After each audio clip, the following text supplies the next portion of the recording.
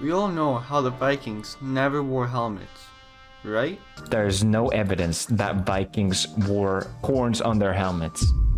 That would have been highly impractical in battle. No! Oh, well, if you didn't know, Vikings didn't wear helmets. But what many don't know, including me before researching this video, is how the Vikings got their horns. How was this cultural fact born?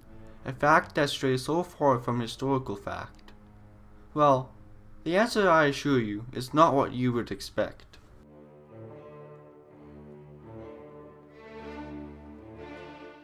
The story of how the Vikings got their horns begins in the early 17th century, with works such as Two German Warriors by Nicholas van Kruijken, beginning the idea of ancient European tribes wearing horned as well as winged helmets. European heraldry also carried this idea in both Germany and Scandinavia. In 1699, Christoph Riegel would paint a scene of Arminius, the famous Roman officer who led Germanic tribes in the Battle of Teutoburg Forest in 9 AD, with a horned helmet. This in turn inspired drummers such as Henrik von Kleist's Die Hermannschlacht to adorn the character of Arminius with a horned helmet in 1808. This ensured that horned characters would continue to represent ancient Germans on the stage. These mistakes, however, were not entirely the fault of the artists and dramatists, as the sources available at the time led them to believe that ancient Europeans wore horned helmets. Roman writers such as Tacitus, in his writing Germania, described early Germans as wearing horned helmets, which served as a basis for much of the drawings and heraldry in the 17th and 18th centuries. Poorly dated and understood archaeological finds, such as the Grevenstein figurines, found in Denmark in 1779, led many professionals to incorrectly assume these figurines were from the Viking Age, taking them as proof that the Norsemen really did wear helmets. Another such mistake would occur in the 1840s, when Axel Holmberg misdated the tandem petroglyphs in Sweden, which showed warriors with helmets, a mistake only corrected in 1874.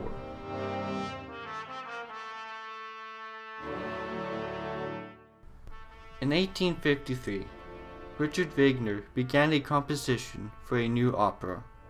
The opera, which would later be named Der Ring des Nibelungen, would be a German epic, drawing upon the old German gods in a 15-hour opera split into 4 sections. Unfortunately for Wagner, the German mythos seemed to be lacking an epic age to which he could call upon.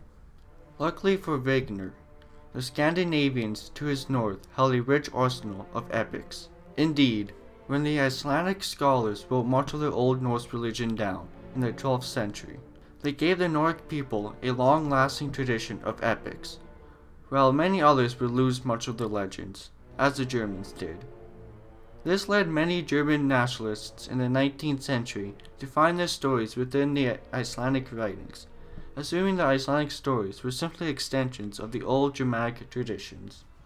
This attitude was not lost on Wagner, who took inspiration from the Icelandic sources for an estimated 80% of Der Ring des Nibelungen, while 15% was shared between Icelandic sources and German folklore, with only the remaining 5% being of pure German origin. Wagner would hire Carl Emil Dupler, a famed costume designer known for his attention to historical accuracy. He was, however, ordered to create the costumes not in a typical German style, but using Norse clothing. This led Dupler to unknowingly use archaeological finds such as the Grevenstein figurines and the tandem petroglyphs as inspiration, which, although wrong, was widely believed to be an accurate description of Norse clothing during the Viking Age. This, unsurprisingly, led Dupler to place horns on their helmets. Wagner, though left unhappy with their designs, was forced to accept them as a result of both time and monetary constraints. This mistake would set in motion the public image of the horned warrior, when it premiered in 1876.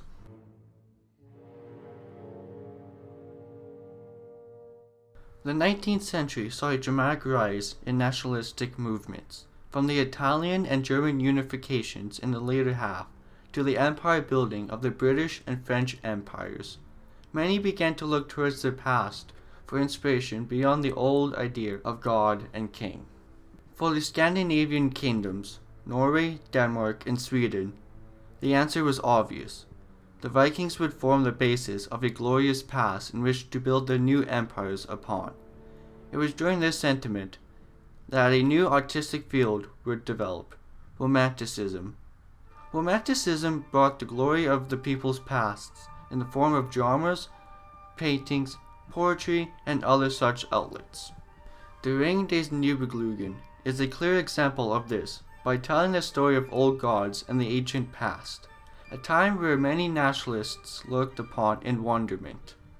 The Horned Viking would also make its way outside of Germany. When Francois Guizot wrote The History of France in 1830, he represented the Normans, who were of Viking origin, with horned helmets. England, too, began to represent Vikings in horned helmets, despite their initial care for historical accuracy, with W.G. Collingwood, who went to Iceland to ensure accuracy was achieved during the writing of the Thingvellir. His attention to detail, however, wouldn't last, as in 1890, Sabine Baring-Gould would write a book, Grettir the Outlaw, which showed Vikings with horned helmets. In 1911, when C.R.L. Fletcher published his book, A School History of England, he included a horned Danish Viking. Between 1850 and 1870, Scandinavian immigration to the United States exploded, who mostly settled by and near Minnesota. These immigrants would bring the idea of Vikings into the American consciousness, and combined with the growing and spreading of the horned helmet myth, the Americans, and soon Scandinavian Americans, would come to associate these Vikings with horns. Although the Vikings were of Scandinavian origin, the idea of the horned Viking seems to have taken off much later in Scandinavia, with Carl Larsson's 1915 painting, Midwinter's Sacrifice, being a rare example of a horned Viking in Scandinavian sources. If you enjoyed the video, consider subscribing and liking the video, as it motivates me to continue. If you found this video interesting, please share it, and if you have any additional details, please leave a comment, as I would love to hear them. The script will be in the description as a PDF, fully cited for you to reference and read further, as I was forced to leave many of the details out in favor of time.